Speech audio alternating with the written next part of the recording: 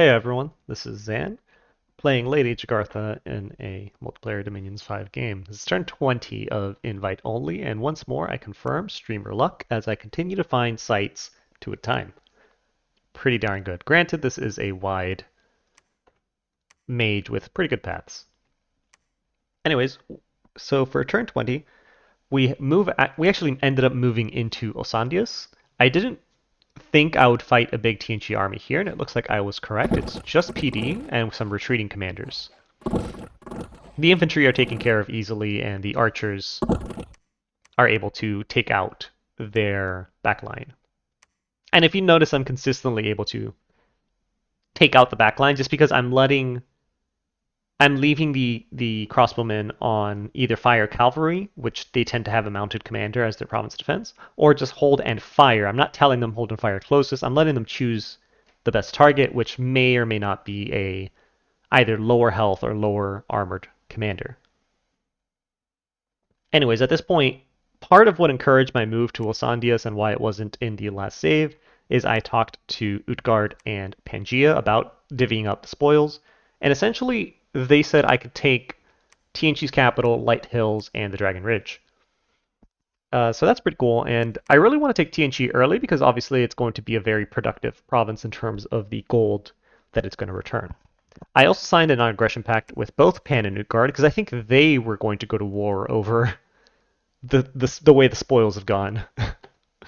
So yeah, looks like Pan just left a tiny force to go in and actually take Agarthan, where their main force went elsewhere. I'm not sure. TNG is also doing a death march. It looks like to Bugaroos. It's pretty funny. Of all the people attacking them, the one they choose to sacrifice their forces into is Bugaroos. Oh well. Regardless of that, I'm mostly just preparing to move on to the throne. You can see this with my recruitment now changing to lighter armored units and just get me bodies on the field. I'm still going to take, all these TNG provinces and keep my armies local to the area because Agarthan armies move very, very slowly. So I don't want to move this army here to Comsath, for example, and then TNG moves back into Osandius, and now this army here is isolated in TNG and will probably get killed. Probably get killed retreating to Fukan. I'd meet them up with this army and bump up the PD here and kind of hope for the best. Regardless, we'll see more on the next turn, on turn 21. So turn 21, it's mostly just TNG's cleanup. We see that Pythium has actually moved in and taken the Light Hills, and although I discussed this with Utgard and Pangaea, I didn't really talk to Pythium about this. I've been talking to Pythium a lot all game, but nothing conclusive. So I guess it's fine that they can take Light Hills. I don't mind. That's okay. All that's left now is to grab Dragon Ridge. We're moving all of our forces down here, just as a kind of like a show of strength against the two allies that may actually fight each other. And again, just in case TNG, his army's now probably in Silvermark, in case he decides to turn around and fight me at any point, I don't want to lose forces unnecessarily. I don't think there was any site switching, especially this turn. We got another possessed flame corpse. Oh no, these are just my immortal flame corpses coming back. I like these guys. They're fun. They're very fun to use. I like them. Good mages. Or good trashy unit to use. Later on, they can probably be more useful. But right now, just go attack things and blow up. It's quite a meme. Anyways, let's move on to turn 22. So turn 22, I continue to have streamer luck and find all these magic sites. Forest of Truffles is pretty good. Actually, this is giving me 4 gems is almost as much as TNG's capital, which is wild. It's worth noting, there's nothing here. There's no fort, there's no temple, there's no lab. It all got blown up. TNG's population is low. Like, the capital is lower than it should be for someone that had growth scales. And I at first thought they pillaged it, but if I look, they actually recently had an earthquake destroying their temple and killing people. So likely that was what happened. It's still pretty funny. This Mexican standoff continues between Utgard and Pan. I don't know what's going on there. Utgard still has not taken this fort, which is weird. I figured all these Garm herdings would probably be better served standing here. Anyways, we now see my army is converging into the land of our lord, where the trolls are, and it's just a hell of a lot of crossbowmen, a bunch of commanders not really doing too much. They just gotta sit there. This guy's gonna earth power and strength the giants onto the crossbowmen, not the swordsmen. And then this guy's gonna do flaming arrows. Yeah, so all the strength of giants for the crossbows, it's going to increase their crossbow damage from 13 to 14, which, when it comes to armor piercing, could be significant. But they're the ones mostly going to do the killing. These guys are just here to put a shield in front of them and die slowly. So that's pretty cool. We noticed Lemuria has shown up in the Realm of Silence, and I haven't really talked about the rest of what's going on in the world. There's a bunch of wars happening. Lemuria has been going crazy. They took a Windwalker Bless, which is actually really freaking cool, and they've just been running around multiple provinces at a time, just fucking around with people. It's kind of hilarious. I kind of saw this, but I didn't really do anything about it. I didn't think they were going to attack me. Their beef is with other people, right? All right. Let's quickly move on to turn 23. Now, this one, I'm going to warn you guys, prepare your eyes, I guess, because I didn't save this turn, but the Omniscience player did. So I'm going to be logging into their turn, but I'm only going to focus on my stuff. If you guys really want, I can later on do an upload or something talking about the rest of the game, but my memory is hazy around what was going on, so I'd really just would rather focus on what's going on in the lands of Gartha. So, yep, crazy stuff. Yep, crazy stuff. But again, our focus is here, where I've now moved my primary army down to Dragon Ridge. TNG moved some forces here to Asandias. He beat up my PD. Just a small force, nothing too big. And I don't think there was a big army fight here either. Yeah, just again, PD. And since they only have one commander, all the fire cavalry guys are shooting at him. And there he goes. Pretty cool. In TNG, I start building a fort. Looks like they also forwarded the Flower Meadow Forest, which is kind of funny. I'm sure Man will take that. I know I said I'd only focus on Lady Agartha, but we see the TNT Doom stack is still running around doing things down in Buckaroo's lands. It's kind of funny. We get attacked over here by Lemuria, and this is actually kind of funny too. We'll talk about this on the next episode. So he shows up with his enchanted pike and all these stats, and he beats up my PD, and my Site Searcher retreats. And this is kind of where I tell him, like, listen, Lemuria, this shit works on other nations, but Lady Agartha is a death nation, and lemur consuls, or just undead thugs in general, don't work against death or nature nations. Like, it just, there's a lot of damage that death or nature nations can do that is not resistible. There's no check in place. This is their crazy bless, by the way. Fate Weaving, Undead Region, all on map speed. It's a really freaking cool bless. But none of this helps in any way, shape, or form against either Ravenous Swarm that nature nations can do or maggots. I mean, maybe Regen helps against maggots a little bit. Or Witherbones, Dust to Dust that Death Nations can do. So this turn that this happens, I go ahead and I researched Thaumaturgy 1 or 2 or whatever it is to cast Dust to Dust. And I just told Lemuria, I'm like, listen, just leave. It's fine. No harm, no foul. Just leave. If you try to keep raiding me, then your console's going to die and you're going to lose the pike and you're going to lose the console and you're going to be sad. But yeah, go home. Go home, Lemuria, you're drunk. Anyways, let's move into the big throne battle. We have our line formation where we have a staunch line of swords in the center. Some on the flanks, not too much, just because we didn't see too much here. Although, interestingly enough, this box formation of the heavy cavalry and the trolls switched positions from when we saw it. So the heavy cav will actually run down this flank more than they used to, which is interesting that it does that. I always thought it was going to be a static formation every time. But it's a good thing that we have a heavier right flank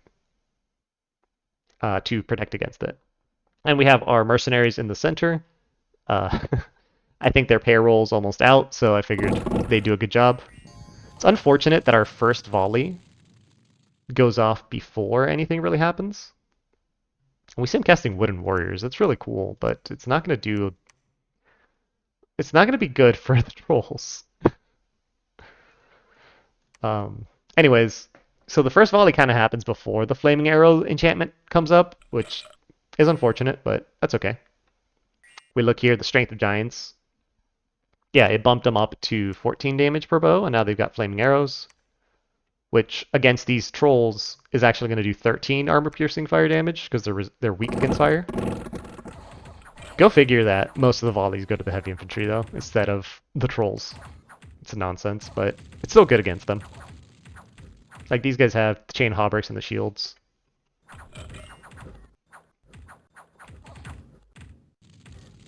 This guy's doing his best with fireflies.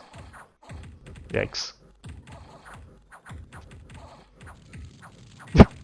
Go, fireflies, go.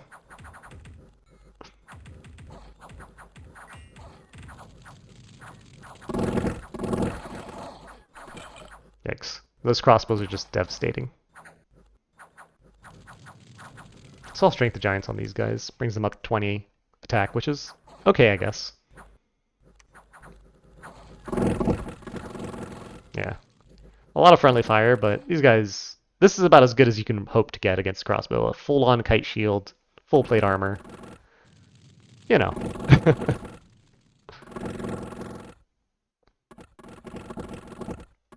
Yeah. So that's a pretty clean fight, I think. Can I see... I don't think I can see... Yeah, I could if I go through here. I can see the battle report. There's a hotkey for it, but I don't remember it. Oh gosh. Here we go. Land of our Lord. So I ended up losing mostly just the mercenaries, and then some infantry, but nothing too crazy. And yeah, everyone here just gets wiped out. But yeah, mostly all those mercenary swordsmen died, but you know, that's what they signed up for, right? The important thing that goes on this turn is I realized as Agartha, I made a mistake. I fucked up. I made a very, very, very big mistake in that I've been talking to Pythium a lot, but I never told them, or we never officially signed any sort of like non-aggression agreement, any sort of diplomatic agreement. We've just been shooting shit. Um, and this army positioning, I can see this now because this is all on my border. This army positioning is war army positioning. Maybe he was going to go for this throne. And I think one of the things we talked about is like whoever gets there first gets the throne. And this would have been a good one for me. Hydromancers for liquid body spam on my blind fighters and an extra 3 defense skill, bumping them up to shoot. Right. I can't even see them because I'm omniscience right now. But they have a base defense skill of 13. So bumping up to 16 on a full plate heavy infantry is actually really good. So this is like a really, really good throne for me. But I've made a mistake because I didn't know Pythium had this army position that he was potentially going to go to war with me. And my primary army is down here in Dragon Ridge, as literally as far as possible from where I would need it to be. And I also have to deal with this Lemurian idiot. So this is pretty bad. This is pretty bad. That's a mistake. Anyways, we'll move on to turn 24.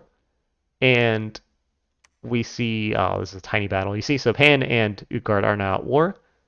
The Lemurian consul tries to go into my throne province. But I have a single necromancer here. Just one. And I did patrol or send patrollers to a lot of my provinces, but I have a single necromancer on advance and cast. Just one. He's gonna come up here, and he should start doing. Dust to Dust, but it looks like he might get crossbowed. This guy's got balls of steel. He's trying to punch out the lemur consul. This guy's got balls of steel.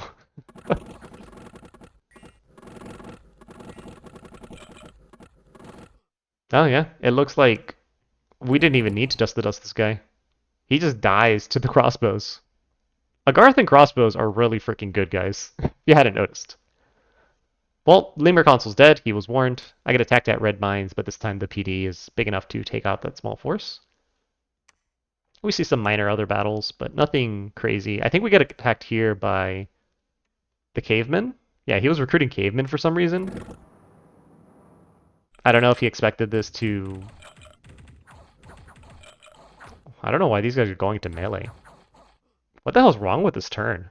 That these crossbowmen said, I'm gonna go punch out these cavemen. First the alchemist, then now the crossbows. Something weird's going on. Dominions be that way sometimes. Regardless, I get attacked by barbarians. I win here, but I lose here.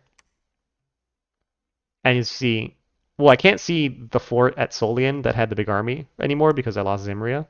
But we see this big army is just sitting there menacingly. It was split up between these provinces and now it consolidated. That's not good. Oh boy. And we'll move on to the last turn I have saved because this is about where I sub out because all the stuff that was going on with Tournament 13, my Calum game, the drama in this game with the TNG player, I was just done with Dominions for a while. So at this point, I get attacked here by Pythium. I continue finding magic sites, which is nice. But I get attacked here by Pythium. My prophet retreats. He kind of takes this province, and we see his army. And let's actually talk about his army real quick. Because I like Pythium. I think Pythium is a really, really, really good nation. So he has a lot more of these Limitani Solaris than I was expecting. I've never made that many. I've always just relied on the green shields because of their high mat move. And I know I have a whole video on Pythium, so I could talk about this for hours on how you probably shouldn't mix these because these are a lot slower in mat move in comparison to the Komito Tensei. But, tactically they function almost the same with the Solaris having fire resistance. So you can use them better with these Heliodromi. He's also got crossbowmen and that Heliodromi there, so this also looks like he's going to do flaming arrows. So this is overall a pretty good army. He's got a Serpent Priest back here, so this is Foul Vapors. And then he has these Serpent Acolytes all over, and Pythium gets a national version of like an AoE, an area effect poison resistance spell that they can actually spam. It doesn't cost gems, but you need, I think, Nature 1 Holy 1. So yeah, this is a perfect Pythian army. I absolutely love it. It's got little banner guys to increase the morale. It's got its Foul Vapors. It's got its fire resistance. This is beautiful. This is a great army.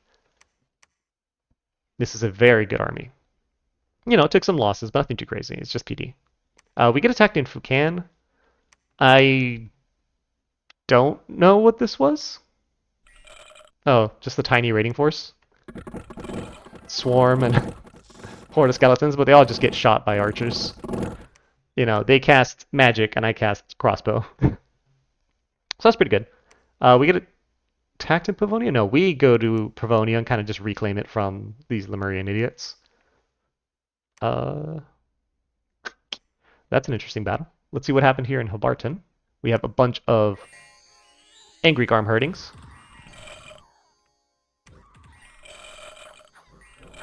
And a Skelly Spam Communion. How cool. Okay, what buffs does this guy have on him? Personal regen, Earth Power, Temper Flesh, Iron Skin. So he's got... Iron Skin didn't apply. It didn't do anything. It reduced his shock, but it didn't really give him any more protection. It's supposed to give him a little bit more protection, even if he's after 20. Oh no, because the... Okay. I see. Okay, so it set his natural protection to 20, and then the Earth magic is giving him that +7. Okay, cool. I see what it did there. Not bad. He's got his little rings. He's got 10% regeneration on hella hit points. And he's resistant to a lot of things. He's also lucky and ethereal. Do the Garm herdings have magic weapons? They do. Magic weapons, regeneration. Nice. Oh no. All the Garm herdings are on defense. Oh, and I'm sorry that this is going to be pretty loud. Yeah. So this is just going to time out. That's pretty funny. I think if the Garm herdings went into melee, they might have been able to kill the bull. Maybe. That's a lot of regen and a lot of hit points. They might have been able to do it, but that's unfortunate that they were all... they were just skelly spamming, so all the Scrotties eventually blew up. I could talk about how these communions work, but I'll save that for another day. But all the Scrotties blew up, the Scrotty slaves, and the Garm herdings ended up not doing anything, which is pretty funny. That's pretty funny. I moved into Zimria with my Penumbrals, thinking I was going to fight these barbarians. Unfortunately, I run into this Pythian army, and that's not good because Penumbrals, as you see here, are pretty trash when unsupported. Like, if you just leave them on their own, they are complete trash. So I just lost a lot, like a good chunk of my army to nothing. And that That's not how you want to start a war. Yeah. They need to be the ones attacking. They don't like you don't want them in this situation. You want them on the flanks, kind of like overwhelming people so that they can stack up their life drain and you know, you just don't want them tanking hits. It's not what they're good at. So it's unfortunate. And yeah, I think where I left off the game. Like this is the last turn I played of this game.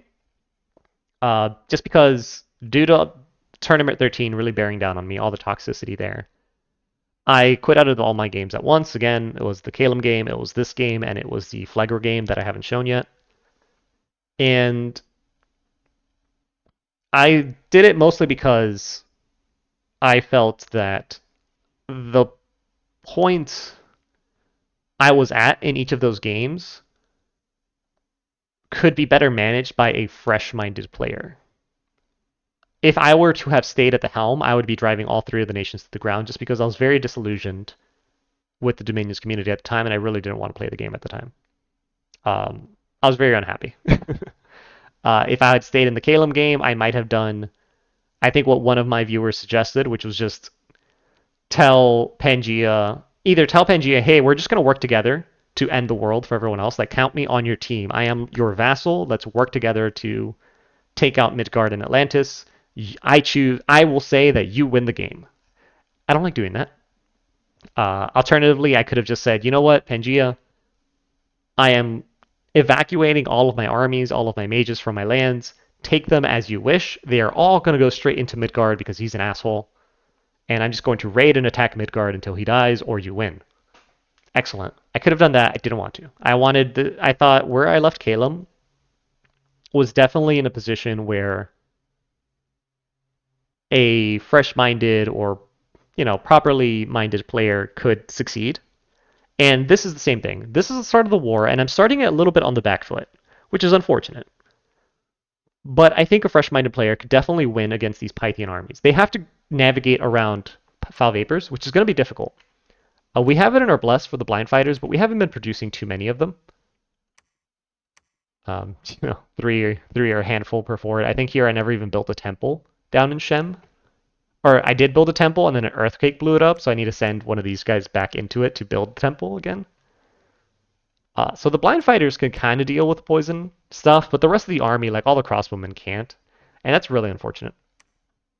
So, I'm just summoning random crap to try and defend what I have. But mostly, I think that this is definitely a winnable war.